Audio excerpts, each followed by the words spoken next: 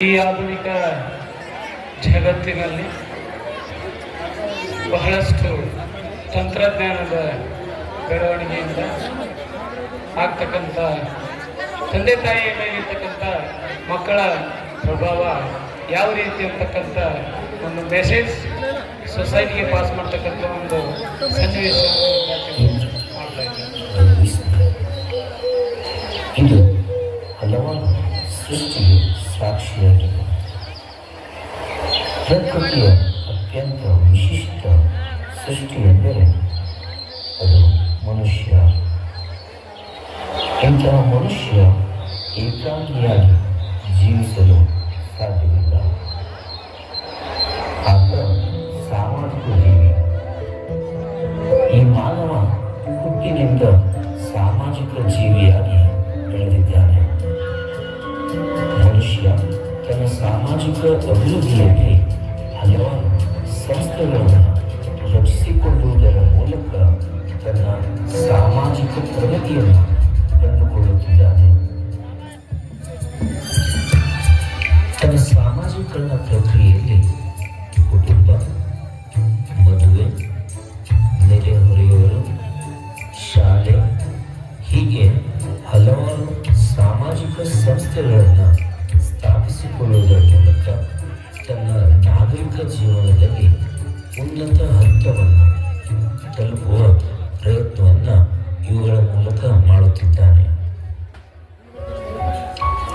ಆದರೆ ಆಧುನಿಕ ಯುಗದ ಭರಾಟೆಯಲ್ಲಿ ಸಾಂಪ್ರದಾಯಿಕ ಸಂಸ್ಥೆಗಳ ಜೊತೆಗೆ ಮತ್ತೊಂದು ವಿಲಕ್ಷಣವಾದ ಸಾಮಾಜಿಕ ಸಂಸ್ಥೆಯನ್ನು ಈ ಆಧುನಿಕ ಮಾನವ ತನ್ನ ಸಮಾಜದಲ್ಲಿ ಹುಟ್ಟುಹಾಕುವ ಪ್ರಯತ್ನವನ್ನು ನಡೆಸಿದ್ದಾನೆ. ಅದರ ಒಂದು ಸಂಕ್ಷಿಪ್ತ ಪರಿಚಯ ಮತ್ತು ವಿಲಕ್ಷಣವನ್ನು ನಿಮ್ಮ ಮುಂದೆ ತೆರೆದಿಡುವ ಒಂದು ಸಣ್ಣ ಪ್ರಯತ್ನ ನಮ್ಮದು.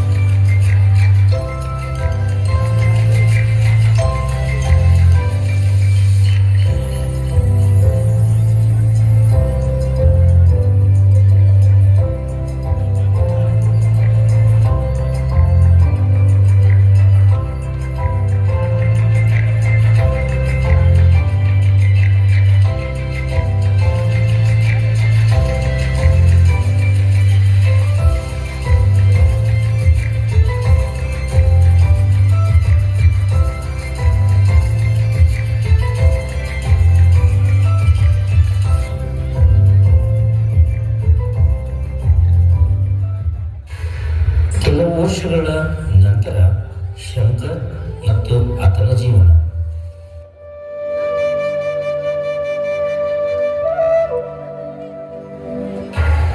ಅಮ್ಮ ಅಮ್ಮ ಎಲ್ಲಿದೆಯಮ್ಮ? ಅಪ್ಪ ಅಪ್ಪ ಎಲ್ಲಿದೆಯಪ್ಪ?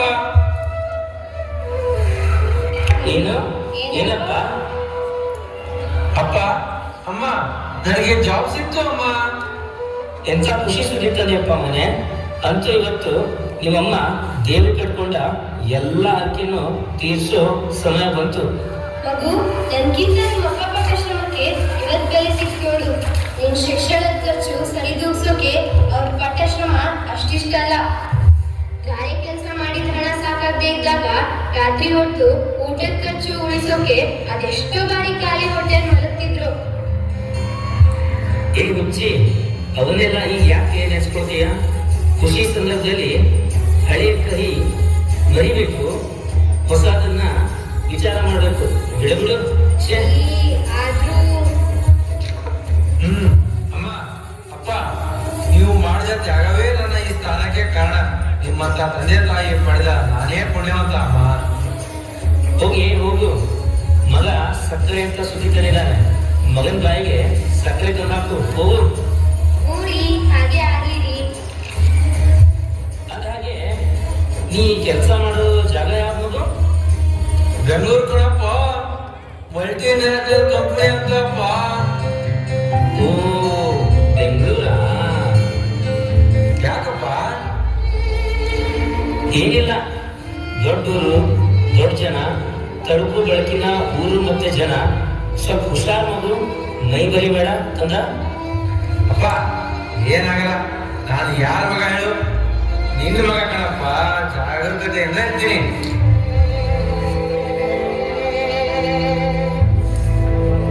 ಕೆಲವು ದಿನಗಳ ನಂತರ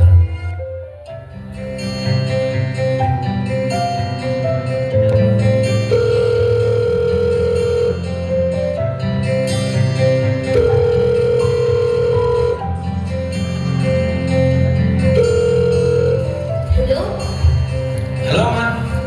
ಆರಾಮದೀರ ಮಗ್ನೆ? ಆರಾಮದಿನಮ್ಮ, ನೀ ಹೇಗಿದೆಯಾ? ನಾನು ಆರಾಮದೀನಿ ಮಗ್ನೆ. ಊಟ ಆಯ್ತಾ ಮಗ್ನೆ? ಇನ್ನೂ ಇಲ್ಲಮ್ಮ, ನಿಮ್ದು? ಆಯ್ತು ಮಗ್ನೆ. ಯಾಕಪ್ಪ ಮಗನೇ ಎಷ್ಟು ಲೇಟ್ ಆಗ್ತಲ್ಲ ಊಟ ಮಾಡೋದು? ಮಾಡ್ಬೇಕಣಪ್ಪ. ಈಗ ಕೆಲಸ ಹೇಗೆ ನಡೀತಿದೆ?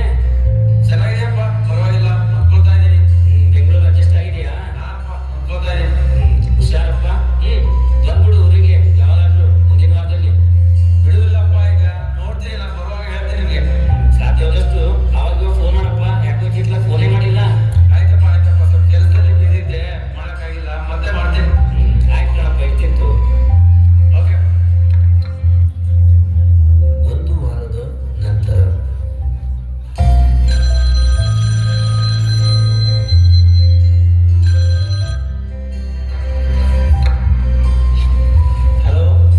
ಹಲೋ ಮಗನೇ, ಹೇಗಿದೀಯಾ? ಆರಾಮಿರಪ್ಪ, ನೀ ಆರಾಮಿದ್ಯಾ? ನಾ ಈಗ ಆರಾಮಿದ್ದೀನಿ. ಕೆಲಸ ಕಾರ್ಯ ಚೆನ್ನಾಗಿ ನಡೀತಿದ್ಯಾ ಮಗು? ಹಾಪ್ಪ, ಚೆನ್ನಾಗಿ ನಡೀತಾ ಇದೆ. ಏನು ಕಾಲ್ ಮಾಡಿದ್ದು? ಏನಿಲ್ಲಪ್ಪ, ನಿನ್ ಮದುವೆ ಬಗ್ಗೆ ಮಾತಾಡ್ಬೇಕಿತ್ತು. ಇಷ್ಟು ಅವಸರ ಯಾಕಪ್ಪ? ಇನ್ನೂ ತುಂಬಾ ಟೈಮ್ ಇದೆ. ಏನಿಲ್ಲ ಮಗು, ಮಾಡ್ಬೇಕಾದಂತ ಕೆಲಸ ಬಹಳ ಇದೆ. ವಯಸ್ಸು ಬೇರೆ ಆಗ್ತಾ ಹೋಯ್ತು. ಟೈಮ್ ಹೇಳಕ್ ಬರಲ್ಲಪ್ಪ. ಅದಕ್ಕೆ ಆಗ್ಬೇಕಾದಂತ ಕಾರ್ಯನ ಮಾಡಿ ಮುಗಿಸ್ಬಿಡೋಣ. ಆಯ್ತಪ್ಪ, ನಿಂದು ಅಮ್ಮದು ಏನು ಇಚ್ಛೆನೋ ಅದೇ ಆಗ್ಲಿ. ಸರಿ ಮಗು, ನಾನು ಮತ್ತೆ ಫೋನ್ ಮಾಡಿ ತಿಳಿಸ್ತೇನೆ. ಅವಾಗ ಊರಿಗೆ ಬಂದು ಹೋಗ್ಬಿಡುವಂತೆ. ಆಯ್ತಪ್ಪ. ಕೆಲವು ದಿನಗಳ ನಂತರ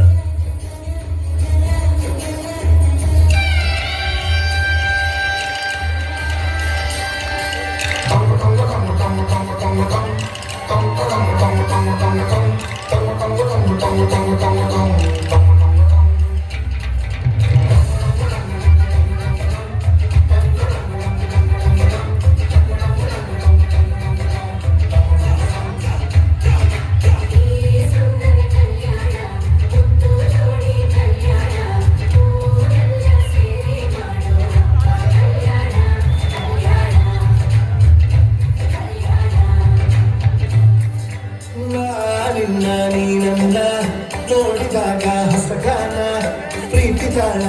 vibe. Dum taka dum taka dum taka dum taka.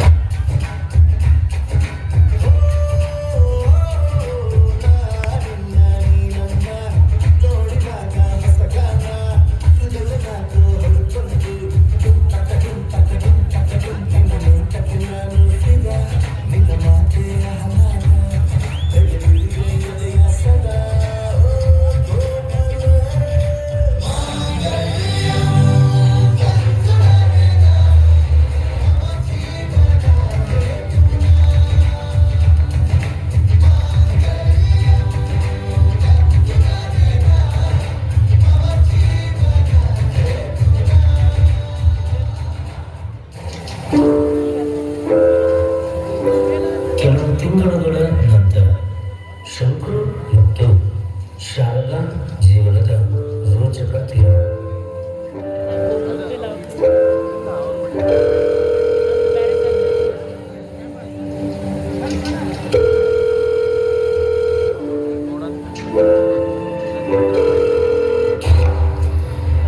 Hello Shankar, ಹೇಳು. ಏನಿಲ್ಲಪ್ಪ, ಇವತ್ತು ಅರ್ಜೆಂಟಾಗಿ ಊರಿಗೆ ಬರ್ಬೇಕು. ಯಾಕೋ ಏನಾಯ್ತು? ಇಲ್ಲ, ನೀವು ಬಾ ಕಣಪ್ಪ, ಹೇಳ್ತೀನಿ ನಾನು. ತುಂಬಾ ಕೆಲಸ ಇದೆ ಕಣ, ಹೇಳು. ಏನ್ ಹೇಳು? ಏನಿಲ್ಲ, ಇವತ್ತು ನಿಮ್ಮ ತಂದೆಯವರು ತೀರ್ಕೊಂಡ್ಬಿಟ್ಟಿದ್ದಾರಪ್ಪ. ಹಾ ಆಯ್ತು, ಬರ್ತೀನಿ.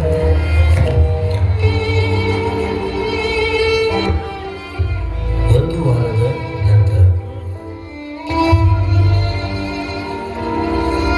ಅಮ್ಮ, ಹಳ್ಳಿಯಲ್ಲಿ ಇನ್ಮೇಲೆ ನೀವು ಒಬ್ಳೇ ಇರೋದು ಯಾಕೋ ನನಗೆ ಬೇಡ ಅನಿಸ್ತಿದೆ ಅಮ್ಮ. ಹೌದು ಅತ್ತೆ, ನೀವು ಅಲ್ಲೇ ಬಂದು ಬಿಡಿ. ಹೇಗೋ ನಾವಿಬ್ಬರೇ ಇರೋದು. ನಾವು ಆಫೀಸಿಗೆ ಹೋದ್ಮೇಲೆ ಅಲ್ಲಿ ನಮ್ಮ ಅಪಾರ್ಟ್ಮೆಂಟ್ ಅಲ್ಲಿರೋ ನೇಬರ್ಸ್ ಜೊತೆಗೆ ನೀವು ಕಾಲ ಕಳಿಬಹುದು. ಹೌದಮ್ಮ ಅವ್ರೆ, ಈಗ ಅಪ್ಪಾರಂತೂ ಇಲ್ಲ, ನೀವು ಅವ್ರ ಜೊತೆನೆ ಹೋಗ್ಬಿಡೋದು ಒಳ್ಳೇದು ಅನ್ಸುತ್ತೆ. ಆಯ್ತು ಬಿಡು ಕೆಂಪಿ, ನೀನ್ ಹೇಳಿದ್ದು ಸರಿನೇ. ನನಗಾದ್ರೂ ಇನ್ಯಾದಿತ್ತು.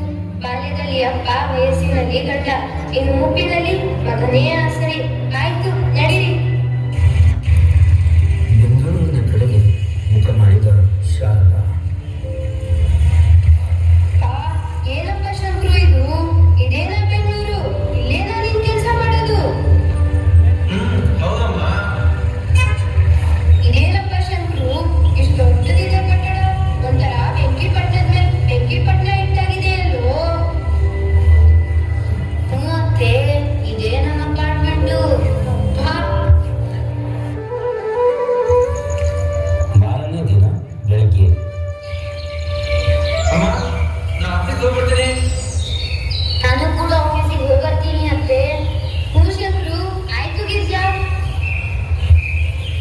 ಅದೇ ದಿನ ಸಾಯಂಕಾಲ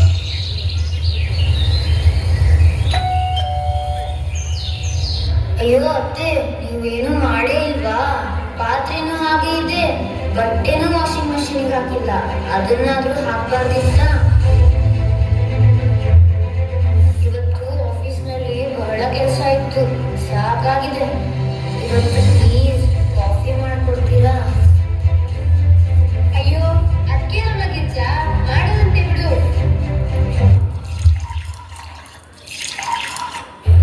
ಕೆಲವು ವಾರಗಳ ತರುವಾಯ ಮನೆ ಕೆಲಸದವರು ಹೆಚ್ಚು ಸ್ಯಾಲ್ರಿ ಕೇಳ್ತಿದ್ದಾರೆ ಅನಿ.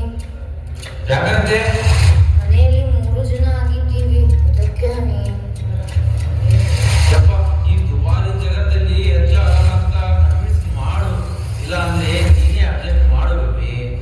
ಸರಿ, ಹೇಗೋ ನಾವು 3 ಜನ, ನಾನು ಮತ್ತೆ ಅತ್ತೆ ಕೆಲಸ ಹಂಚ್ಕೊತೀವಿ.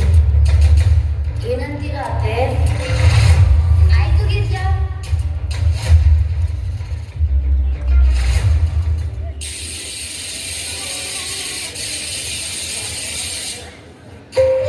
ಅತ್ತೆ, ಸ್ವಲ್ಪ ಗ್ಯಾಸ್ ಆಫ್ ಮಾಡ್ತೀರಾ? ಆಯ್ತು ಗಿರ್ಜಾ. ಓಕೆ, ಏನಾದ್ರೂ ಮಾಡಿ ಒಟ್ಟಲ್ಲಿ ನನಗೆ ಟೆನ್ಷನ್ ಕೊಡಬೇಡಿ. ಕೆಲವು ವಾರಗಳ ತರುವಾಯ ರೀ, ನಿಮ್ಮಮ್ಮ ಇತ್ತೀಚೆಗೆ ಅದು ಆಗಲ್ಲ ಇದು ಆಗಲ್ಲ ಅಂತ ಎಲ್ಲದಕ್ಕೂ ನೆವ ಹೇಳ್ತಿದ್ದಾರೆ ರೀ. ಇನ್ನು ಕೆಲಸದವ್ರನ್ನ ಕರೆಯೋಣ ಅಂದ್ರೆ ಅವರಂತೂ ಆಕಾಶದ ಹತ್ರ ಸ್ಯಾಲ್ರಿ ಕೇಳ್ತಿದ್ದಾರೆ. ಮತ್ತೆ ಇತ್ತೀಚೆಗೆ ಆಮೇಲೆ ಯಾಕೋ ಅತ್ತೆ ಸಣ್ಣ ಸಣ್ಣ ವಿಷಯಕ್ಕೂ ಸ್ವೀಟ್ ಮಾಡ್ಕೋತಾರೆ ರೀ. ಹಾಗೇನಿಲ್ಲ, ಎಲ್ಲ ಸರಿ ಆಗುತ್ತೆ. ಅತ್ತೆ ಈರುಳ್ಳಿ ಹೆಚ್ಚಿದ್ರ? ಇಲ್ಲಮ್ಮ, ಕೈ ಬಾಳ ಅನ್ನಿಸಿದೆ, ಯಾಕೋ ಆರೋಗ್ಯನೇ ಸರಿ ಇಲ್ಲ. ಅಯ್ಯೋ, ಈ ಅತ್ತೆ ಯಾವಾಗ್ಲೂ ಆರಾಮಿಲ್ಲ, ಅದು ಇಲ್ಲ ಅನ್ನೋದೇ ಆಯ್ತು. ಇಲ್ಲ ಕಂದ ಮಗ, ನಂಗೆ ಆರೋಗ್ಯ ಹದಗೆಟ್ಟಿದೆ, ಮೈ ಸುಡ್ತಿದೆ ನೋಡು. ನನ್ ಸೊಸೆಗೆ 5 ದಿನದಿಂದ ಹೇಳ್ತಿದ್ದೀನಿ, ಒಂದ್ ಮಾತ್ರೆನೂ ಕೊಟ್ಟಿಲ್ಲ ಕಣು, ಬರೀ ತಣ್ಣೀರ್ ಬಟ್ಟೆನೆ ಹಾಕೋತಿದ್ದೀನಿ. ಅತ್ತೆ ಅಂತೂ ನನ್ ಬಗ್ಗೆ ನನ್ ಗಂಡನ್ ಮುಂದೆ ಚಾಡಿ ಹೇಳಕಾಯ್ಕ ಶುರು ಮಾಡಿದ್ರ? ಭೇಷ್ ಅತ್ತೆ ಭೇಷ್. ಇಲ್ಲಮ್ಮ ಇಲ್ಲ, ನಿನ್ ಬಗ್ಗೆ ದೂರ ನೀಡೋ ಯಾವ ಸರ್ವತ್ತು ನಂಗಿಲ್ಲಮ್ಮ. ಪಿರಾದೆ ಹೇಳೋದಿದ್ರೆ ನಾನ್ ಯಾವಾಗ್ಲೂ ಹೇಳ್ತಿದ್ದೆ. ನಾ ಬಂದಾಗ ನಿನ್ ಕೆಲ್ಸದವಳನ್ನ ಬೇಕಂತಾನೇ ಬಿಡಿಸಿದೆ, ಅದು ಗೊತ್ತಿತ್ತು ಕೂಡ. ಅದನ್ನ ಪ್ರೀತಿಯಿಂದ ಮಗನ್ ಸಂಸಾರಕ್ಕಾಗಿ ಸಹಿಸ್ಕೊಂಡ್ರೆ. ಚಾಡಿ ಪಿರಾದೆ ಹೇಳೋದು ನಂಗೆ ಗೊತ್ತಿಲ್ಲಮ್ಮ. ಆಗ ಗಂಡನಿಗಾಗಿ ಮತ್ತೆ ಸಂಸಾರಕ್ಕಾಗಿ ಜೀವನ ಸಹಿಸಿದ್ದೆ. ಈಗ ಮಗನ ಮತ್ತು ನನ್ನ ಕುಟುಂಬಕ್ಕಾಗಿ ಈ ಜೀವನ ಇರೋದನ್ನ ಏನು ಕೆಲಸ ಮಾಡ್ತಿದ್ದೀನಿ ಅಮ್ಮ. ರೀ ರೀ ನೋಡಿ ನಿಮ್ಮಮ್ಮ ಹೇಗ್ ಮಾತಾಡ್ತಿದಾರಂತ. ರೀ ಇವತ್ತು ನೀವೇ ನಿರ್ಧಾರ ಮಾಡಿ, ಒಂದು ನಾ ಬೇಕು ಇಲ್ಲ ನಿಮ್ಮಮ್ಮ ಬೇಕು. ಈ ಮನೆಯಲ್ಲಿ ನಾನ್ ಇರ್ಬೇಕು ಅಥವಾ ನಿಮ್ಮಮ್ಮ ಇರ್ಬೇಕು?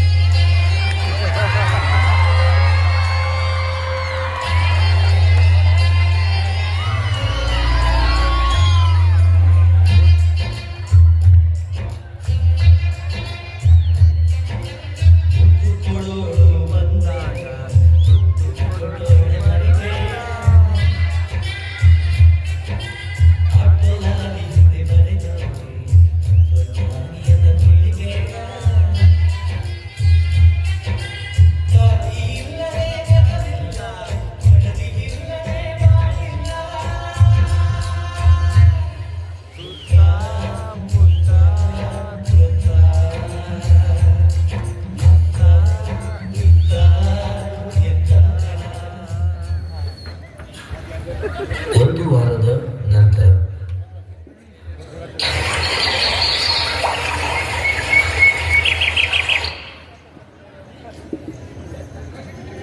ಅಮ್ಮ ಎಲ್ಲಿದೀಯಾ? ಇಲ್ಲೇ ಅಡ್ಗೆ ಮಾಡ್ತಿದ್ದೀನಿ ಶಂಕ್ರು, ಬಂದೆ. ಅಮ್ಮ 4 ವಾರ ನಾನು ಊರಲ್ಲಿ ಇರಲ್ಲ, ಕೆಲ್ಸದ ಮೇಲೆ ಹೊರಗಡೆ ಹೋಗ್ತಾ ಇದ್ದೀನಿ. ಮತ್ತೆ ನಿನ್ ಸೊಸೆ ಕೂಡ ತವರು ಮನೆಗೆ ಹೋಗಿದ್ದಾಳೆ. ಇಲ್ಲಿ ಈಗ ನೀವು ಒಬ್ಬಳೇ ಆಗ್ತೀಯ. ಅದ್ಕೇನು ಶಂಕ್ರು, ನಡೆಯುತ್ತೆ. ಪಕ್ಕದ ಮನೆ ಸರೋಜಮ್ಮ ಗೀತಮ್ಮ ಇದಾರಲ್ಲ. ಬೇಡ, ಇಲ್ಲಿ ಒಬ್ಬಳೇ ಆಗ್ತೀಯ ನಾ ಬರೋವರೆಗೆ. ಅದಕ್ಕೆ ಒಂದು ವ್ಯವಸ್ಥೆ ಮಾಡಿದ್ದೇನೆ. ಏನ್ ಶಂಕ್ರು ಅದು? ಓಲ್ಡ್ ಏಜ್ ಹೋಮ್ ಅಮ್ಮ. ಏನು ಓಲ್ಡ್ ಏಜ್ ಹೋಮ? ಅಯ್ಯೋ, ಅದೊಂಥರ ಹೋಟೆಲ್ ಹಾಗೆ ಅಮ್ಮ. ಊಟ ತಿಂಡಿ ಉಳ್ಕೊಳಕ್ ವ್ಯವಸ್ಥೆ ಎಲ್ಲ ಇರುತ್ತೆ. ಕೆಲಸ ಮುಗಿದ್ಮೇಲೆ ಬಂದು ಕರ್ಕೊಂಡು ಹೋಗ್ತೀನಿ. ಏನೋಪ್ಪ ಆಲ್ ಅಜ್ಜಿ ಹೋಮೋ ಓಲ್ಡ್ ಅಜ್ಜಿ ಹೋಮೋ, ನಂಗೆ ಗೊತ್ತು. ಈ ಹಳ್ಳಿ ದೊಡ್ಡ ಮುದುಕಿಗೆ ನನ್ ಮಗ ಒಂದ್ ನಿರ್ಣಯ ತಗೊಂಡಿದ್ದಾನೆ ಅಂದ್ರೆ ಅದನ್ನ ಒಳ್ಳೇದಕ್ಕೆ ತಗೊಂಡಿರ್ತಾನೆ. ಸರಿ, ಯಾವಾಗ ಹೋಗೋದು? ಈಗಲೇ ಅಮ್ಮ. ಈಗೇನಾ? ನನ್ ಬಟ್ಟೆ ಅರಿವೆ ಯಾವ್ದು ಜೋಡಿಸ್ಕೊಂಡಿಲ್ಲ ಕಣೋ. ನಾ ಎಲ್ಲ ರೆಡಿ ಮಾಡಿದ್ದೀನಿ ಅಮ್ಮ. ಓ, ಎಲ್ಲ ಸಿದ್ಧವಾಗಿ ಇಟ್ಟಿದ್ಯಾ ಅಂತಾಯ್ತು. ಅಮ್ಮ, ತಡಿ, ದೇವರಿಗೆ ನಮಸ್ಕಾರ ಮಾಡಿ ಬರ್ತೀನಿ. ಅಡಿಗೆ ಮನೆಯಲ್ಲಿ ಎಲ್ಲ ಊಟದ ವ್ಯವಸ್ಥೆ ಮಾಡಿದ್ದೇನೆ. ನನ್ ಬಿಟ್ಟು ನೇರವಾಗಿ ಮನೆಗೆ ಬಂದು ಊಟ ಮಾಡಪ್ಪ, ಹೊರಗೆ ತಿನ್ಬೇಡ, ಸರಿ ಇರಲ್ಲ. ಹುಷಾರು ಶಂಕ್ರು, ಪರಸ್ಥಳದಲ್ಲಿ ಜಾಗ್ರತೆ.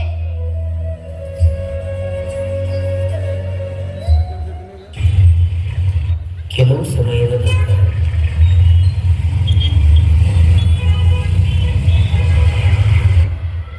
ನಮಸ್ಕಾರ ರೀ, ನಾ ಶಾರದಾ. ನಮಸ್ಕಾರ ರೀ, ನಾನು ಶರ್ಮಾ. ನಾ ಇಲ್ಲಿ ಬರೀ ಒಂದ್ 20 ದಿನ ಅಷ್ಟೇ ಇರಕ್ ಬಂದೀನ್ರಿ. ಯಾಕಂದ್ರ ನನ್ ಮಗ ಕೆಲ್ಸದ ಮೇಲೆ ಊರಿಗೆ ಹೋಗ್ಯಾನ್ರಿ. ಅದ್ಕ ನಾನ್ ನೋಡ್ಕೊಳಕ ಯಾರು ಇಲ್ರಿ. ಓ ಹೌದಾ? ಹಂಗಂದ್ರ ನಿಮ್ ಮಗ ಏನ್ ಮಾಡ್ತಾನೆ? ನನ್ ಮಗ ದೊಡ್ಡ ಕಂಪ್ನಿದಾಗ ಕೆಲಸ ಮಾಡ್ತಾನ್ರಿ. ಅಯ್ಯೋ, ನನ್ ಮಗ ಮಗಗ ಸ್ವಲ್ಪ ಫೋನ್ ಮಾಡಿ ಕೇಳ್ತೀನಿ ತಡಿ ಮನಿ ಮುಚ್ಚಿದಾನ ಇಲ್ಲೋ.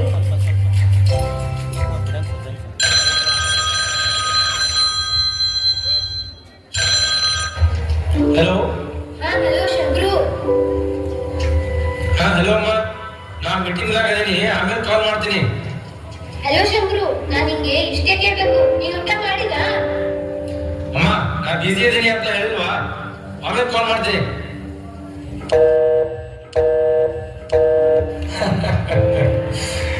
ಏನಂದ ನಿಮ್ ಮಗ?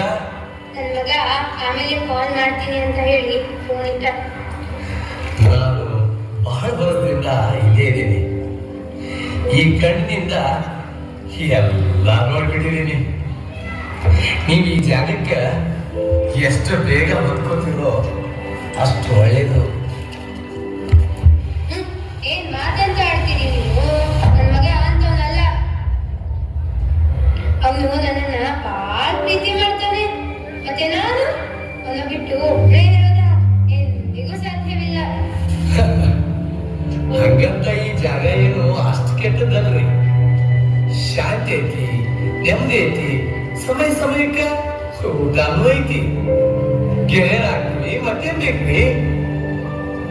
ನಾನಂತೂ ಹೇಳ್ತೀನಿ, ದೇವ್ರ ಭಜನೆ ಮಾಡ್ತಾ ಆರಾಮ ಇದ್ಬಿಡಲ್ಲ. ನೋಡ್ರಿ, ನಾ ಹೇಳಕ್ಕಂತ್ರು ಅಲ್ಲ, ಆದ್ರೂ ಹೇಳ್ತೀನಿ. ನಿಮ್ಗೆ ನನ್ನಿಂದ ಹೊಟ್ಟೆ ಕಿಚ್ಚಾಗ್ತಿರ್ಬೋದೇನೋ. ಯಾಕಂದ್ರೆ ನನ್ ಮಗ ಅಂತೂ ನನ್ ಕರ್ಕೊಂಡು ಹೋಗೋಕೆ ಬಂದೇ ಬರ್ತಾನೆ. ಮತ್ತೆ ನಿಮ್ಗೆ ಹೇಳೋ ಕೇಳೋರಿಲ್ಲ. ಕೆಲವು ದಿನಗಳ ನಂತರ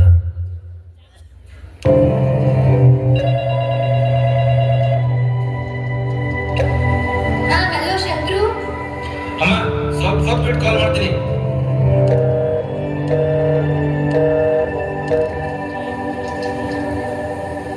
ಒಂದು ವಾರದ ನಂತರ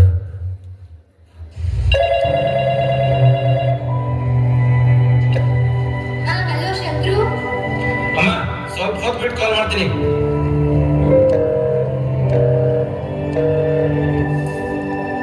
ಕೆಲವು ದಿನಗಳ ನಂತರ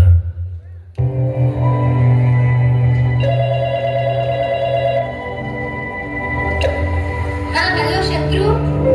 ಅಮ್ಮ ಸ್ವಲ್ಪ ಬಿಟ್ಟು ಕಾಲ್ ಮಾಡ್ತೀನಿ. ಅರೆ ಹೋಗಿ ಬಿಡ್ರಿ ಶಾರದಾ, ಅವರು ಎತ್ತೋದಿಲ್ಲ.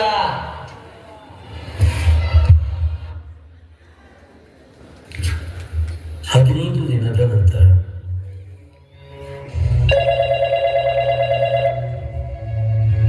ಅಮ್ಮ ನಾ ಡ್ರೈವ್ ಮಾಡ್ತಾ ಇದ್ದೀನಿ, ಆಮೇಲೆ ಫೋನ್ ಮಾಡ್ತೀನಿ. ಶಂಕ್ರು, ನೀನ್ ಮರ್ತ್ ಬಿಡ್ತಿ. 15 ದಿನ ಆಗೋದ್ವು. ಬರ್ತೀನಮ್ಮ, ಒಂದಿಷ್ಟು ಕೆಲಸ ಸೆಟಲ್ ಆಗಲಿ, ಆಮೇಲೆ ಬರ್ತೀನಿ.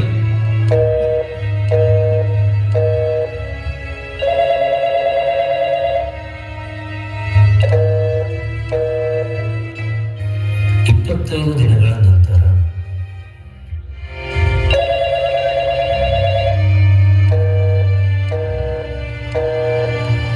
ಅರೆ ಹೋಗಿ ಬಿಡ್ರಿ ಶಾರದಾ, ಅವರು ಎತ್ತೋದಿಲ್ಲ. ನಿಮ್ಗೆ ನನ್ನ ಮಾತು ಕೈ ಅನ್ಸುತ್ತೆ, ಆದ್ರೆ ನನ್ನ ಮಾತು ಕೇಳಿ. ಈ ನಂಬಿಕೆ ಇಟ್ಕೊಳ್ಳೋದ್ರಿಂದ ಯಾವ ಅವಶ್ಯಕತೆಯೂ ಇಲ್ಲ. ಏನಾಗುತ್ತೋ ಅದನ್ನು ಸಹಿಸ್ಕೊಂಡ್ಬಿಡ್ರಿ. ಇದು ನಮ್ಮ ಹಣೆ ಬರ. ಹಣೆ ಬರಹ ನಿಮ್ ಕೆಡ್ದಾಗಿರ್ಬೋದು. ನೋಡ್ಬಿಡ್ರಿ, ನನ್ ಮಗ ನನ್ ಕರ್ಕೊಂಡು ಹೋಗಕ್ಕೆ ಬಂದೇ ಬರ್ತಾನೆ. ಅದಾಗಿಂದ ನಿಮಗ್ ಹೇಳ್ತೀನಿ, ನಂಗಂತ್ರು ಈ ಮಾತಿನ ಚಿಂತೆ ಐತಿ. ಅವ್ನ್ ನನ್ನನ್ನ ಬಿಟ್ಟು ಹೇಗಿರ್ತಿದ್ದಾನೆ ಅಂತ. ನೋಡಿ ಶಾರದಾ ಅವರೇ, ನಾನು ಬೇಡ್ಕೋತೀನಿ ನಿಮ್ ಮಗ ನಿಮ್ಮನ್ನು ಕರ್ಕೊಂಡು ಹೋಗೋಕೆ ಬರ್ಲಿ.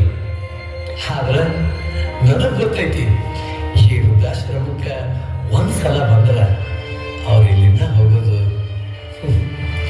ಇರ್ಲಿ ಬಿಡಿ. ನೀವಂತ್ರು ಬೇಡವಾಗಿದ್ ಎಲ್ಲ ಮಾತಾಡ್ತೀರಿ.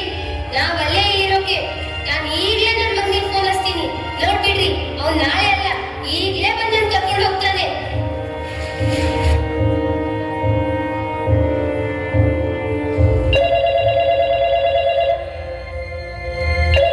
ಹಲೋ.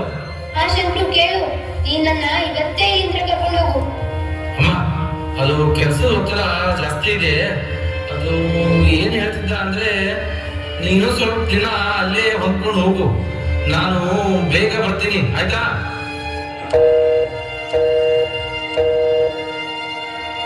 45 ದಿನಗಳ ನಂತರ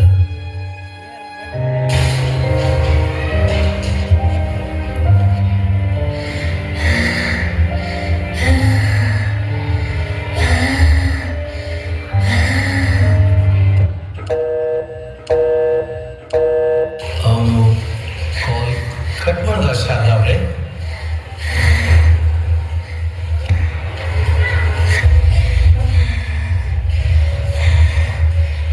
ಕೆಲಸ ಮಾಡಿ ನನ್ನ ಮಗನ ಫೋಟೋ ಕೊಡಿ. ಇನ್ನೊಂದ್ಸಲ ಹಚ್ಚಿ ನೋಡಿ.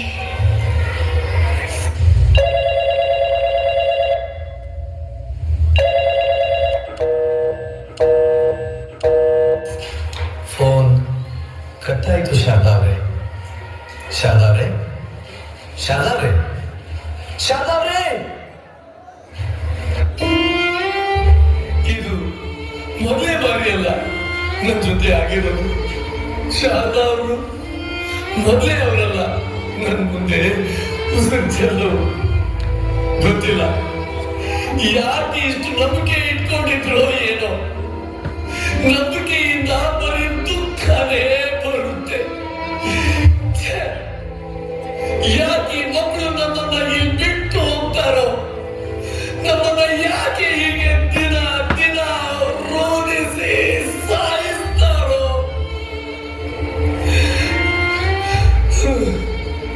ಯಾರಾದ್ರೂ ಇದೀರಾ? ಯಾರಾದ್ರೂ ಇದೀರಾ? ಶಾರದಮ್ಮನ ಮಗನ್ನ ಕರ್ಕೊಂಡು ಬರ್ರಿ. ಹೇಳ್ರಿ ಅವ್ರಿಗೆ. 1 ವಾರ ಆಯ್ತು, 2ನೇ ವಾರನೂ ಹೋಯ್ತು, ಕೊನೆಗೆ ಯಾರು ಬರ್ಲಿಲ್ಲ. ಕೊನೆ ಹಂತದಲ್ಲಿ ಅವರೇ ಹೋಗ್ಬಿಟ್ರು. ಈಗ ಹೇಳಿ, ಅವರಿಗೆ ಅವರ ವಸ್ತುಗಳನ್ನ ತಕ್ಕೊಂಡಲ್ಲ ಕೇಳಿ.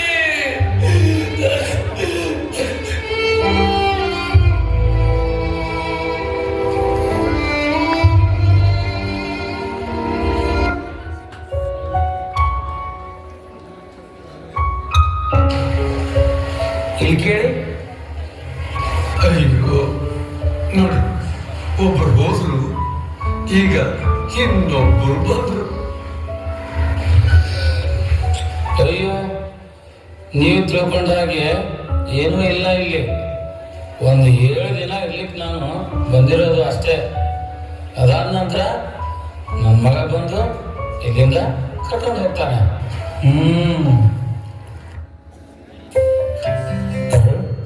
ಎತ್ತ ಹೊರಟಿರುವೆಯೋ ಆಧುನಿಕ ಮಾನವ, ಸಂಬಂಧದ ಅರಿವು ತಿಳಿಯದಾದಿಯೆಲ್ಲವೋ ಓ ಮನುಷ್ಯ. ಹೆತ್ತು ಹೊತ್ತವರನ್ನ ತಿಳಿಯುತ್ತಿದ್ದಾನೆ, ತುತ್ತು ಇಟ್ಟವಳ ಅನ್ನ ಹಸಿದುಕೊಳ್ಳುತ್ತಿದ್ದಾನೆ, ರಕ್ಷಣೆ ಮಾಡಿದವರನ್ನ ಪರದೇಶಿ ಮಾಡುತ್ತಿದ್ದಾನೆ. ಬಂಧುಗಳೇ, ನಿಜವಾಗಿಯೂ ನೀವು ತಂದೆ ತಾಯಿಗಳಿಗೆ ಮಕ್ಕಳೇ ಆಗಿದ್ದರೆ ಸದಾ ಮಕ್ಕಳಾಗಿಯೇ ಇರಿ. ಧನ್ಯವಾದಗಳು.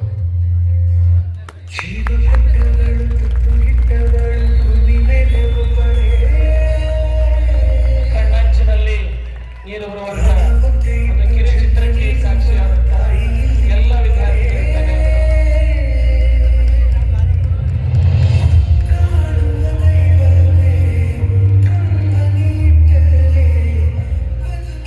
ಈ ಎಲ್ಲ ಅತ್ಯಂತ ಅದ್ಭುತವಾದಂತಹ ಒಂದು ವಿಚಾರವನ್ನ, ಸಂದೇಶವನ್ನ ಸಮಾಜಕ್ಕೆ ರವಾನಿಸುವ ಮೂಲಕ ತಮ್ಮದೇ ಆದಂತಹ ಸುಮಾರು 1 ತಿಂಗಳ ಕಾಲ ನಿರ್ದೇಶನವನ್ನು ಮಾಡಿದಂತಹ ಕೀರ್ತಿ ನಮ್ಮ ಶ್ರೀ ತಾಯಿ ಪಾರ್ವತಿ ಮಕ್ಕಳ ಬಳಗದ ಆಂಗ್ಲ ಮಾಧ್ಯಮ ಪ್ರೌಢಶಾಲೆಯ ಶ್ರೀಯುತ ಸಂತೋಷ್ ಮುಳುಗಂದವರಿಗೆ ಸಲ್ಲಬೇಕಾದದ್ದು. ಎಲ್ಲರ ಚಪ್ಪಾಳೆ ಮೂಲಕ ಅವರನ್ನು ನಾವು ಮತ್ತೊಮ್ಮೆ ಅಭಿನಂದನೆ ತಿಳಿಸೋಣ. ಹಾಗೂ ಹಿನ್ನೆಲೆ ಧ್ವನಿ ಸಾಥನ್ನ ಎಲ್ಲ ಶಿಕ್ಷಕರೊಂದಕ್ಕೆ ಸಾಕ್ಷಿಯಾಗಿದ್ದಾರೆ. ಧನ್ಯವಾದಗಳು.